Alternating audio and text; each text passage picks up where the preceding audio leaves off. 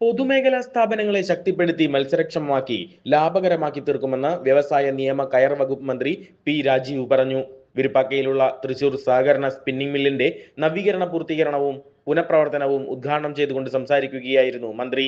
വൈദ്യുതി കുടിശ്ശിക മാത്രമായി 23 കോടി രൂപ മില്ലിന് അനുവദിച്ചു. 2.5 കോടി രൂപയുടെ ഗ്രാറ്റുവിറ്റി കൂടി ഉടൻ വിതരണം ചെയ്യുമെന്നും മന്ത്രി കൂട്ടിച്ചേർത്തു. 3 വർഷമായി ലേ ഓഫിലായിരുന്ന വിരുപ്പാക്കയിലെ മിൽ ഘട്ടം ഘട്ടമായാണ് നവീകരണ പ്രവർത്തികൾ പൂർത്തിയാക്കി തുറന്നു നൽകിയത്. സംസ്ഥാന സർക്കാർ 30 കോടി രൂപ ചിലവഴിച്ച് ആധുനികവൽക്കരണവും നവീകരണ പ്രവർത്തനങ്ങളും നടപ്പാക്കി. മില്ലിന്റെ പേരിലുണ്ടായിരുന്ന 23 കോടി രൂപയുടെ വൈദ്യുതി കുടിശ്ശിക സർക്കാർ ഏറ്റെടുത്ത് ബാധ്യത ഒഴിവാക്കി. റവന്യൂ റിക്കവറി കേസുകളും തുറന്നു പ്രവർത്തിക്കുന്നതിനുമുള്ള അനുമതികളും ജില്ലാ കളക്ടർ മുഖേന ലഭ്യമാക്കി. റദ്ദാക്കപ്പെട്ട GST രജിസ്ട്രേഷന് പകരം പുതിയ രജിസ്ട്രേഷൻ നേടിയെടുത്തു.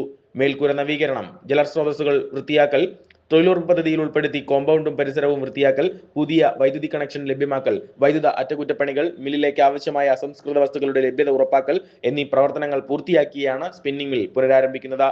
ചടങ്ങിൽ സേവ്യർ ചിറ്റിലപ്പള്ളി MLA അധ്യക്ഷത വഹിച്ചു.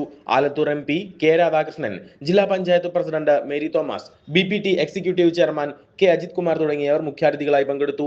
Spinning mill chairman KS Kripakumar, Vadakkanchery block panchayat president KV Nafeesa, Thekkankara panchayat president Shantha Unnikrishnan, vice president EN Sasi, block panchayat standing committee chairperson TV Sunilkumar, Texfed chairman PK Mukundan, spinning mill director NK Pramod Kumar, വ്യവസായ വകുപ്പ് deputy director K Sabu Antony, managing director Aby Thomas തുടങ്ങിയവർ പങ്കെടുത്ത് സംസാരിച്ചു.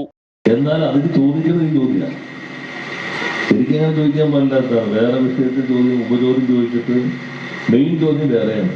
അപ്പൊ ഉപചോദ്യം വന്നിട്ട് പിന്നെ നമുക്ക് മില്ലല്ലേ പറയാതിരിക്കാൻ പറ്റില്ല. അപ്പൊ അങ്ങനെ ചിത്തിരപ്പള്ളി നിരന്തരം ഞങ്ങൾക്ക് ശല്യമായിരുന്നു.